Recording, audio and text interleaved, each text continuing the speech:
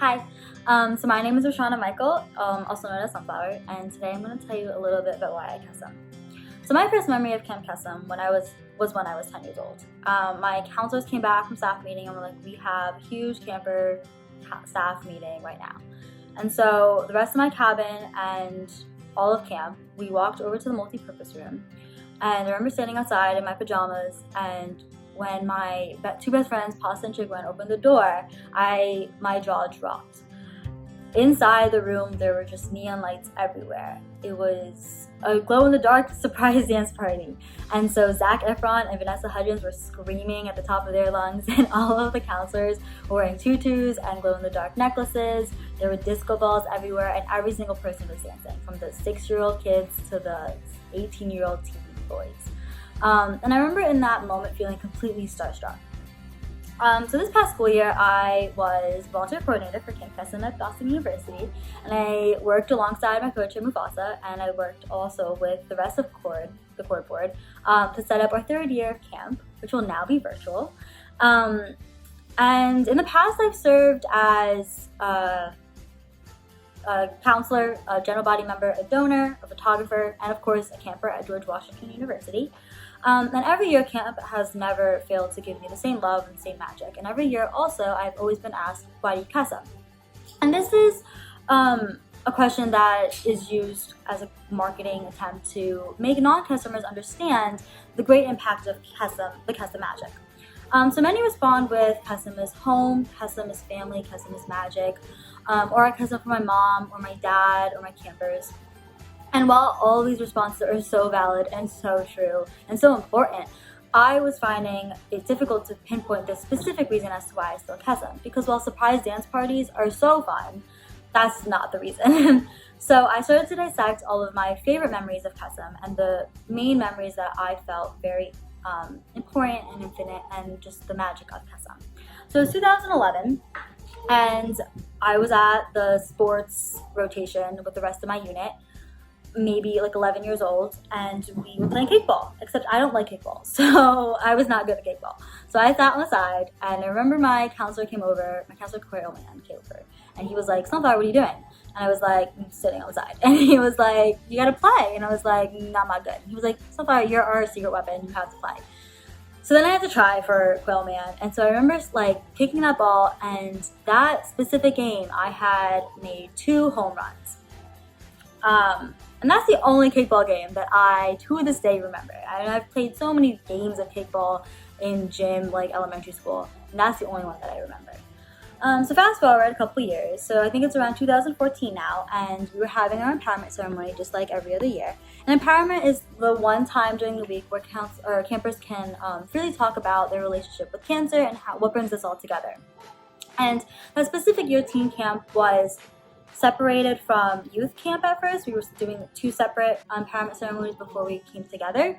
And I remember we all sat in a circle and we talked about our suffering and our pain. We talked about all the parents that we lost since last empowerment. And we talked about the love that we have for each other and the love that has no possible way of ever fading. But the memory that I remember is after. It was raining outside, like torrential downpours, like Mother Nature was very bad. And our counselors decided to start singing our Singing in the Rain camp song. And we trudged through the muck and the rain, and we held hands, and we sang a song that while just guiding each other along the way.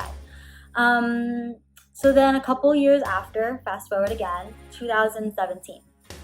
And we were at the campsite, Marley Ridge, and there was this kind of small mountain, like hill. And on top of it, you can see all of Maryland and part of Virginia.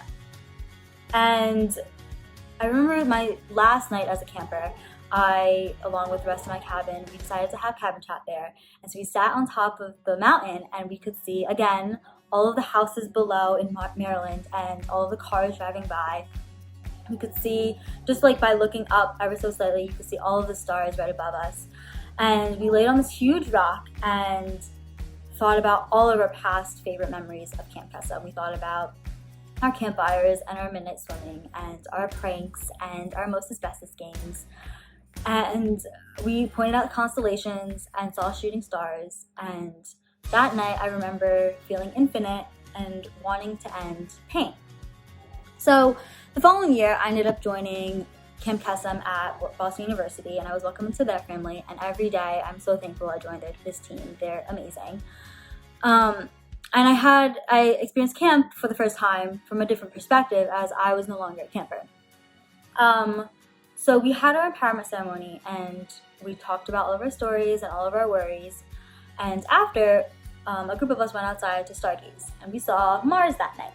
And I thought about my sister and how she was also having her empowerment ceremony at Marley Ridge with the rest of George Washington University's chapter. And this was our first empowerment ceremony separated, and I thought about all of the campers at GW and wondered if they were also looking at Mars. I thought about all of their past stories and how they have always encouraged me to always put my best foot forward.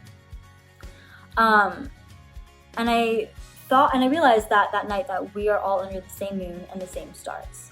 The stars seen in Lenox, Massachusetts that night could be seen everywhere, that specific night. I wondered how many Kesemers were around the world and also looking at the same sky and thinking about how big it was and how small we all are. I thought about the pain that so many endure and how I hated pain. But then I looked at my campers, and they were hugging and they were pointing at the stars and smiling. And I thought about how stars brought people together just as much as pain did. Our suffering is the base for all of our love.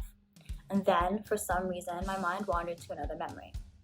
Teen Camp was at the ropes course earlier that same week, and our camper Lego Man never had been rock climbing before, but he wanted to try. So we all cheered for him on to climb on, and he made it about halfway up when he was like, I think I'm done. But one of the counselors, Baywatch, decided, no, he can definitely make it to the top. And so Baywatch cheered Lego Man on, and we all followed suit. And eventually he made it to the top, and he screamed, I did it. And when he screamed that, we all the campers, all the counselors, and even the camp dog cheered for his accomplishment.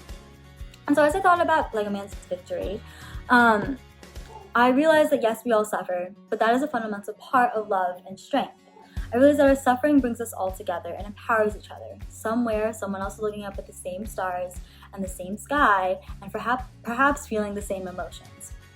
As weird as it sounds, I think I Kesem for the pain.